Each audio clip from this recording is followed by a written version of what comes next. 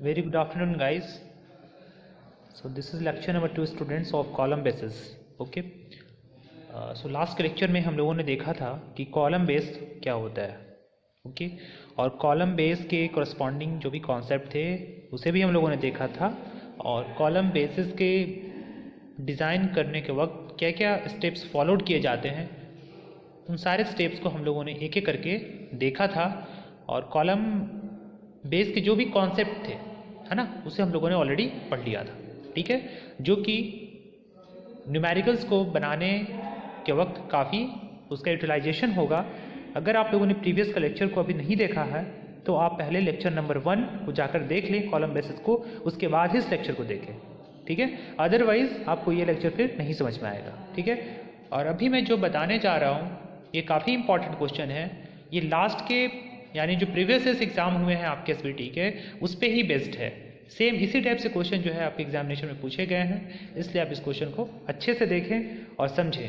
कहीं भी डाउट हो आप कमेंट सेक्शन में कमेंट करें या फिर जब लाइव सेशन हो उस समय आप इसको क्लियर कर लें. ठीक है, तो चलिए स्टार्ट करते हैं लेक्चर्स को.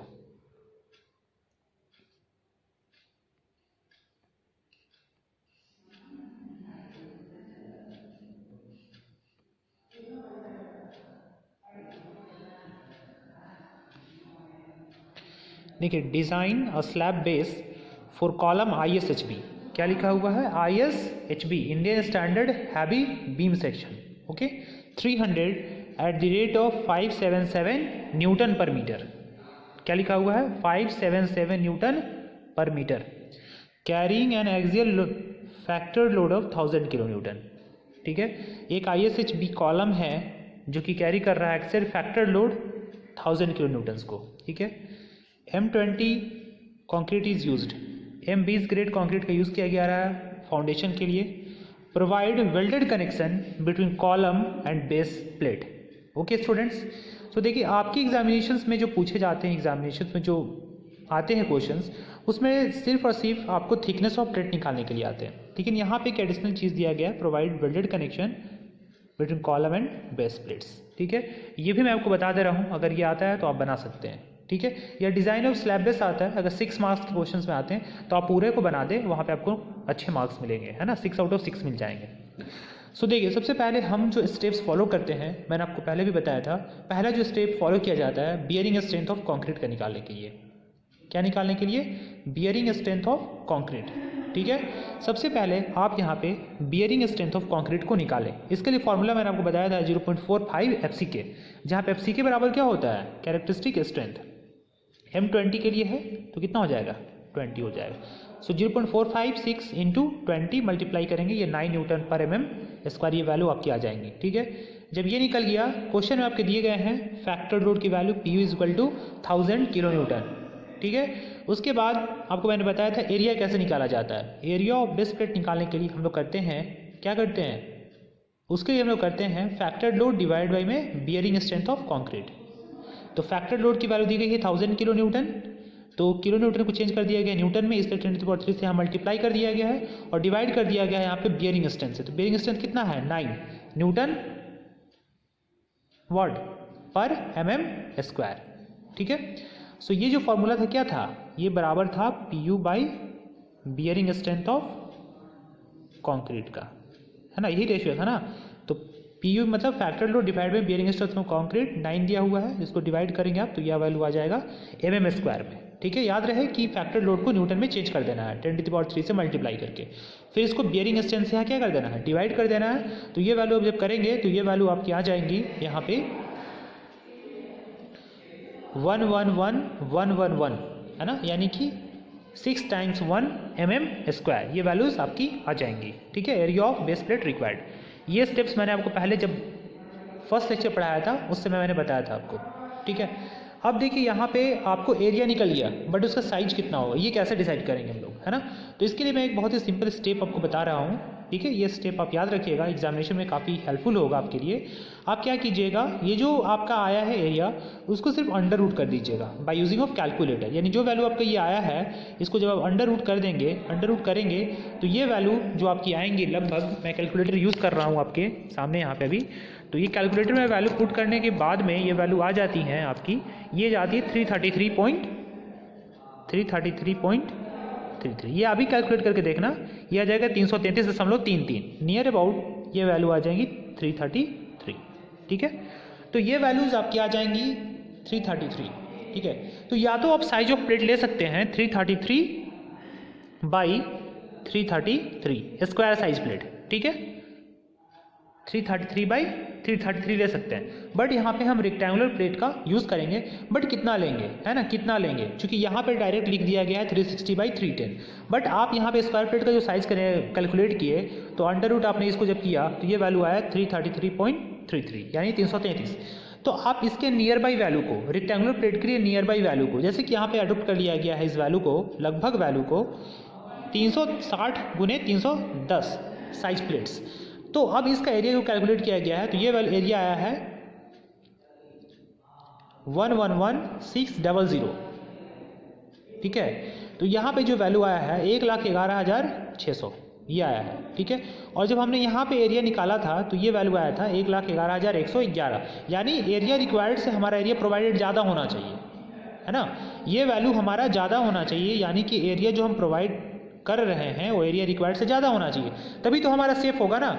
मान लो एरिया रिक्वायर्ड है 1,11,111 और आप वहाँ पे से प्रोवाइड कर रहे हो 1,01,000, तो अगर मान लो कि उसका एरिया कम है और आपका एरिया रिक्वायर्ड ज़्यादा है, तो आप अगर कम एरिया दोगे तो कॉलम क्या होगा, कॉलम का जो बेस है वो फेलियर होने के चांसेस बढ़ जाएंगे।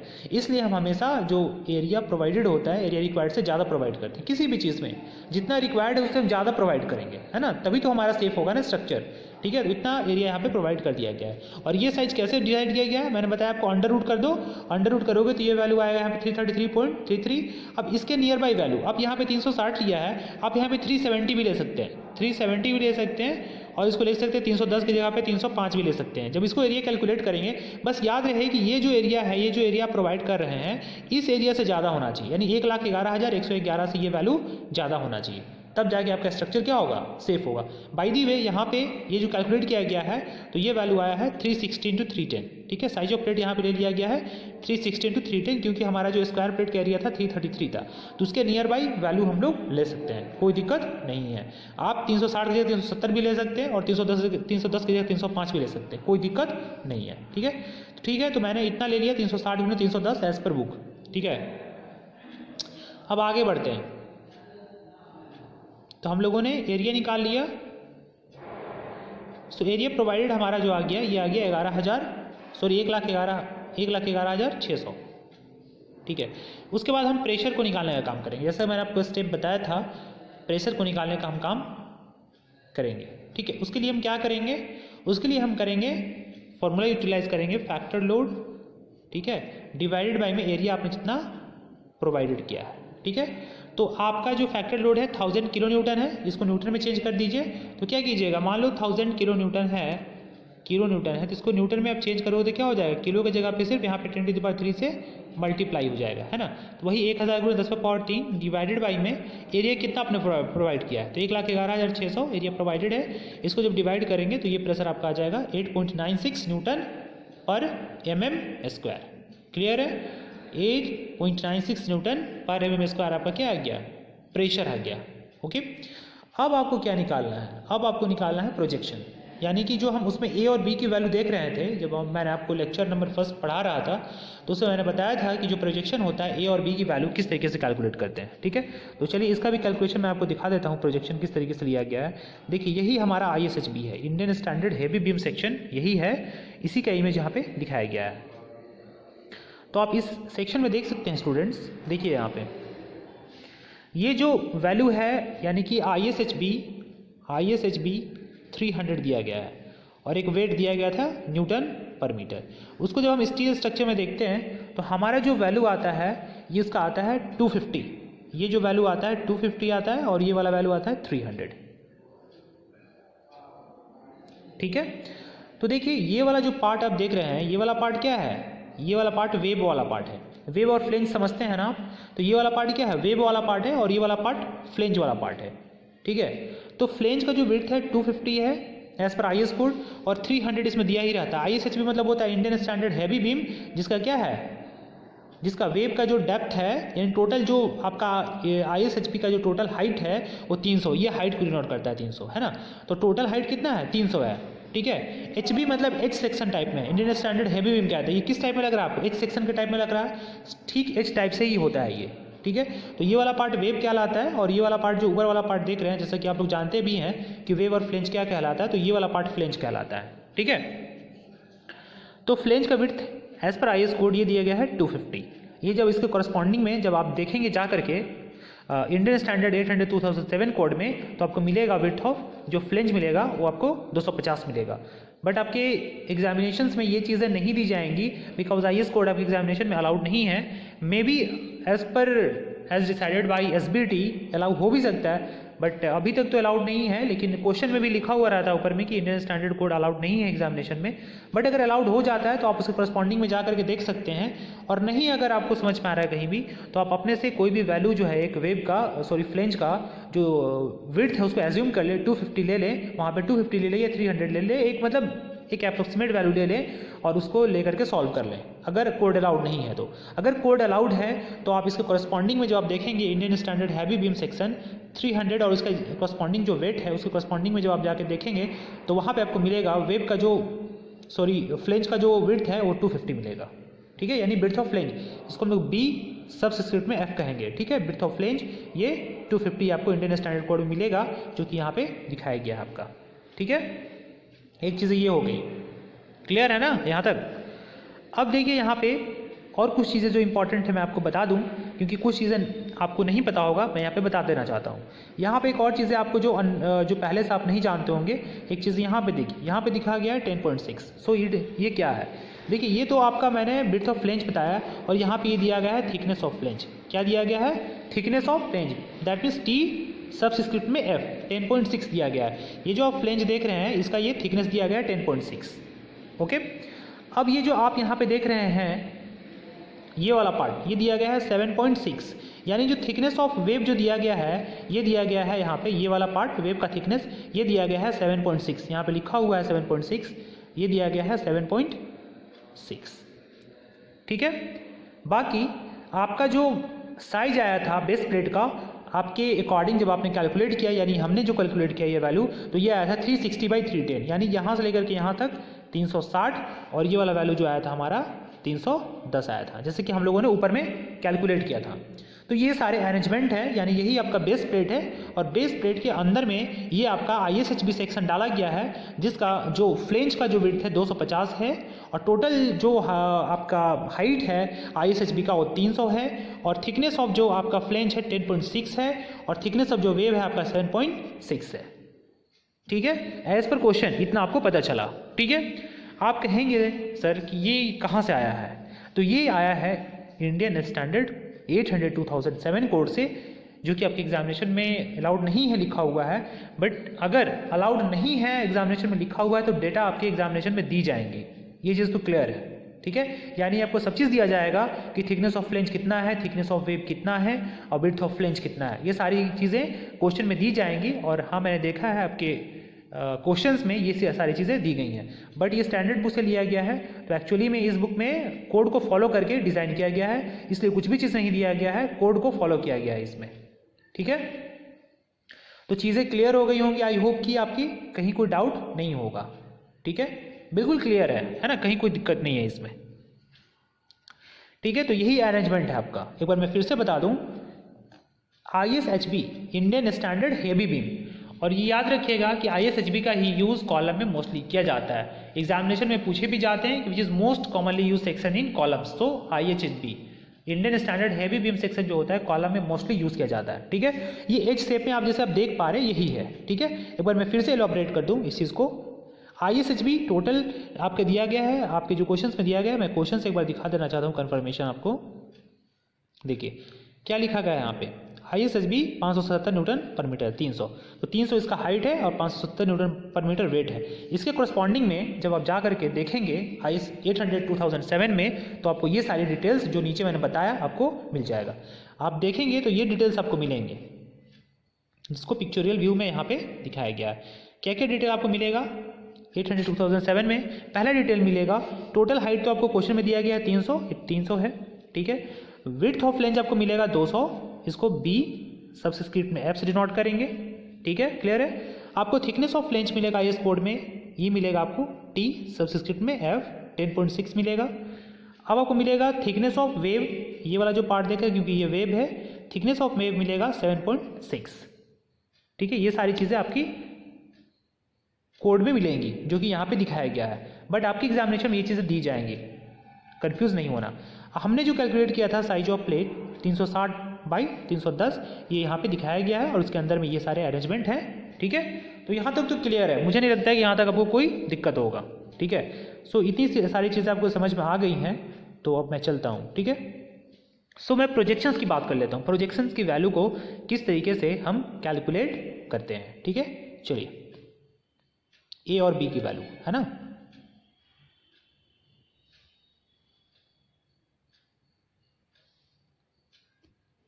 ये इंपॉर्टेंट चीज़ है। देखिए 360 जो दिया गया है, 360 आपका देख रहे हैं, ये लॉन्गर वाला साइज है, यानी यहाँ से हम लोग ए की वैल्यू को कैलकुलेट करेंगे। सो आपको निकालना है ये वाला पार्ट, यहाँ से लेकर के ये ए कहला रहा है, ठीक है। तो देखिए आप जब कैलकुलेट करेंगे तो ये ए का वैल्यू कैसे निकलेगा, ये भी यहाँ से यहाँ तक ये वैल्यू ए है, ठीक है। कैसे कैलकुलेट करेंगे, अब करेंगे 360 माइनस ये वाला पार्ट आप क्या करेंगे, घटा देंगे, अंदर वाला घटाएंगे ना, 360 माइनस 300। अब क्या करेंगे, क्योंकि दोनों इधर भी है, इस साइड भी है और इस साइड भी है, इसलिए क्या करेंगे, इसको 2 से डिवाइड कर देंगे, तो ये आपका ए का वैल्यू निकल जाएगा, ठीक है। जब आप बी की वैल्यू को कैलकुलेट करेंगे, यानी इसको प्रोजेक्शन कहते हैं हम लोग, है ना, क्या कहते हैं, प्रोजेक्शन। जब इसको कैलकुलेट करेंगे तो टोटल कितना है, यहाँ से यहाँ तक 310 है, और 310 में से अंदर वाला पार्ट कितना है, ये 250 है। यानी जब बी की वैल्यू आप कैलकुलेट करेंगे, ये वाला पार्ट ग्रीन से मैं उसको दिखा रहा हूँ, ये वाला पार्ट कैलकुलेट करेंगे, यानी ये वाला बी का वैल्यू कैलकुलेट करेंगे, ये वाला पार्ट यानी ये वाला बी की वैल्यू कैलकुलेट करेंगे, तो ये कितना हो जाएगा, टोटल कितना है, टोटल कितना है 310 है, 310 माइनस ये वाला पार्ट कितना है 250 यानी 250, इसको 2 से डिवाइड कर देंगे तो आपको दोनों साइड में बी की वैल्यू कैलकुलेट हो जाएंगी। यही प्रोजेक्शन हमको निकालना था, और ये निकालना बहुत ही इंपॉर्टेंट था। अगर आपको ये नहीं समझ में आया तो प्लीज़ आप इसको फिर से देखें वीडियो को, और पॉज करके देखें, और कहीं भी दिक्कत है तो आप इसको समझें, ठीक है। तो देखिए यही चीज़ मैंने आपको जो बताया वही चीज़ है, 360 माइनस 300/2 ए का वैल्यू, और बी का वैल्यू मैंने कैलकुलेट किया, टोटल जो आपका विड्थ था 310, और जो टोटल फ्लेंज का विड्थ था 250, डिवाइड किया हमने 2 से, क्योंकि दोनों साइड में इसलिए 2 से हमने डिवाइड किया, ठीक है ना। तो ए और बी का वैल्यू यहाँ पे कैलकुलेट हो गया। तो ए का वैल्यू आपका आ गया यहाँ पे 360 माइनस 300/2 यानी 30 mm, बी का वैल्यू भी आ गया 310 माइनस 250/2 यानी 300 mm, ठीक है। अब यहाँ पे आपको प्रोजेक्शन दोनों वैल्यूज़ ए और बी की वैल्यूज़ निकल गई हैं। अब हमारा यहाँ पे काम लगभग हो चुका है, कहीं कोई दिक्कत नहीं है, ओके। अब यहाँ से जो स्टेप फॉलो करेंगे as per IS code, thickness of base plate निकालने के लिए, तो मैंने आपको फॉर्मूला बताया था, क्या फॉर्मूला बताया था, 2.5, आप लोग प्रीवियस के लेक्चर को जरूर देखें, 2.5 into W A² minus 0.3 B² है ना, मल्टीप्लीकेशन में टोटल था गामा MO डिवाइडेड बाई में क्या था FY था, ये मैंने आपको बताया था फॉर्मूला। और टोटल का जो रूट अंडर था वो क्या था 0.5 था, या आप इसको अंडर रूट भी कर सकते हैं, कोई दिक्कत नहीं। 0.5 हटा करके सीधे ये वाला अगर 0.5 हटा देते हैं तो आप सीधे वहाँ पे क्या कर सकते हैं, यहाँ पे आप यहाँ पे कर सकते हैं अंडर रूट, ठीक है, ये भी हो जाएगा। या आप अंडर रूट को हटा देते हैं तो 0.5 यहाँ पे आपको देना पड़ेगा, दोनों सेम चीज़ें हैं, ओके। तो यहाँ पे 0.5 को लेकर कैलकुलेट किया गया है, तो 2.5 इंटू W प्रेशर का वैल्यू 8.96 ऊपर में हम लोग कैलकुलेट किए हैं, और A की वैल्यू A² यानी 30K² माइनस 0.3 B² यानी 30K² इंटू गामा MO, इसकी वैल्यू हम लोग लेते हैं 1.1। मैंने आपको पहले भी बताया था, बहुत बार क्वेश्चन से सॉल्व किए थे, कितना लेते हैं 1.1 यानी 1.1 और एफ आई यील्ड स्ट्रेस की वैल्यू कितनी लेंगे 250 लेंगे। मैंने आपको बताया था जब कोई भी कुछ नहीं दिया जाए तो आप अल्टीमेट स्ट्रेंथ 410 मान लें और उसके कॉरस्पॉन्डिंग जो यील्ड स्ट्रेंथ की वैल्यू हम लेते कितना लेते हैं 250। मैंने बहुत सारे क्वेश्चन सॉल्व किए हैं यील्ड स्ट्रेंथ की वैल्यू 250 लेकर के, और जनरली कुछ भी नहीं दिया जाए तो आप स्टैंडर्ड 250 एफ आई की वैल्यू लेकर के चल सकते हैं। जब इन सारे वैल्यूज़ को डालेंगे और उसको कैलकुलेट करेंगे तो ये वैल्यू आपकी आ जाएंगी 7.88 mm। कौन सा फॉर्मूला प्लेस किया हम लोगों ने 2.5W bracket on a square minus 0.3 b square into gamma MO divided by f y whole to the power 0.5। ठीक है, तो ये वैल्यूज आपकी आ गई 7.8 mm। क्या वैल्यू आ गई थिकनेस ऑफ बेस प्लेट्स। अब जो थिकनेस ऑफ बेस प्लेट आया है ये क्या आ गया थिकनेस ऑफ फ्लेंज से कम आ गया, बट हमेशा हमारा जो थिकनेस ऑफ बेस प्लेट है थिकनेस ऑफ फ्लेंज से ज़्यादा होना चाहिए। अगर उससे कम आता है तो थिकनेस ऑफ बेस प्लेट हम थिकनेस ऑफ फ्लेंज के बराबर क्या करेंगे एज्यूम करेंगे, उससे कम नहीं लेंगे। ठीक है, तो देखो मैंने बताया था आपको टीएस की जो वैल्यू है यानी थिकनेस ऑफ बेस प्लेट की वैल्यू यानी थिकनेस ऑफ बेस प्लेट यानी टीएस की वैल्यू हमेशा ग्रेटर दैन टीएफ यानी थिकनेस ऑफ फ्लेंज से ज़्यादा आना चाहिए। अगर ऐसा नहीं होता है तो आप जो है थिकनेस ऑफ बेस प्लेट की वैल्यू थिकनेस ऑफ फ्लेंज के बराबर एज्यूम करेंगे। दैट इज़ वेरी इंपॉर्टेंट, ये आपको समझना है। तो 7.8 mm है थिकनेस ऑफ आपका क्या स्लैब, जबकि इसके कोरस्पॉन्डिंग में मैंने बताया था आईएस कोड से देखते हैं हम लोग, इसके कोरस्पॉन्डिंग में जो आपका थिकनेस ऑफ फ्लेंज की वैल्यू आ रही है 10.6 mm आ रही है। कितनी आ रही है 10.6 mm, जो कि मैंने आपको फिगर से नीचे में दिखाया था। कितना आ रहा है 10.6 mm। तो 7.8 mm से क्या ये ज़्यादा है, इसलिए हम लोग जो थिकनेस ऑफ प्लेट लेंगे 10.6 mm के नियर बाई ले लेंगे। लेकिन 10.6 mm का तो कोई प्लेट आता नहीं है, हमेशा इवन नंबर में जनरली आता है। तो हम 10.6 के बाद जो अगला इवन नंबर होगा यानी 11 तो होगा नहीं, क्या होगा 12 होगा, तो हम 12 mm का प्लेट को क्या करेंगे एज्यूम कर लेंगे। सो प्रोवाइड 12 mm थिक प्लेट। ठीक है, ये 10.6 क्यों लिए, क्योंकि 10.6 क्या है थिकनेस ऑफ फ्लेंज है, यानी हमेशा thickness of base plate thickness of flange से ज़्यादा आना चाहिए। लेकिन अगर नहीं आता है तो हम thickness of base plate thickness of flange के बराबर एज्यूम कर लेंगे। तो 10.6 है, बट 10.6 का कोई भी प्लेट ऐसा नहीं आता है, हमेशा 10 का प्लेट आता है या 12 का प्लेट आता है ना। तो हम क्या करेंगे 10.6 के कम नहीं लेंगे, उसके ज़्यादा वाला लेंगे, यानी कि 12 mm वाला प्लेट को हम क्या करेंगे एज्यूम कर लेंगे। Provide 12 mm thick plates. ठीक है, और फिगर मैंने आपको नीचे दिखाया था, ये फिगर यही कनेक्शन है, इसी के कॉरस्पॉन्डिंग में था। यही 10.6 mm है, बताया ना थिकनेस ऑफ फ्लेंज 10.6 mm, यानी कि इससे कम आ रहा है 7.883, तो हम इसके बराबर एज्यूम कर लेंगे। और इसके बराबर तो प्लेट आता नहीं है, तो इससे जो ज़्यादा इवन नंबर है यानी 12 mm थिक हम लोग बेस प्लेट को प्रोवाइड कर देंगे। ठीक है, तो चलिए मुझे लगता है कि आपको कहीं इसमें दिक्कत नहीं हो, कहीं दिक्कत और परेशानी नहीं हुई होंगी समझने में। मैंने बिल्कुल ईजी वे में चीज़ों को समझाने की कोशिश की है। अगर कहीं डाउट है तो हम लोग लाइव क्लास में इसको समझ लेंगे। ठीक है, चलिए फिर आपको लेकिन कोशिश करना है, क्वेश्चंस को बनाना है। चलिए इसके नेक्स्ट पार्ट में हम लोग देखेंगे कि किस तरीके से हम लोग इसमें कनेक्शन प्रोवाइड करते हैं या फिर किस तरीके से वेल्डिंग प्रोवाइड करते हैं। बट अभी के लिए इतना ही। मुझे लगता है कि वीडियो लॉन्ग हो रहा है, इसलिए मैं अभी इस लेक्चर को फिनिश कर रहा हूँ, क्योंकि एक लेक्चर बहुत ही इंपॉर्टेंट होता है आपको अच्छे से समझाना उस न्यूमेरिकल को, ताकि अब आने वाले और भी न्यूमेरिकल उसको अच्छे से कर पाएँ, समझ करके कर पाएँ। ठीक है, क्योंकि मैंने बिल्कुल अच्छे से समझाने की कोशिश की है आपको। So thank you everyone for watching this session. God bless you all students.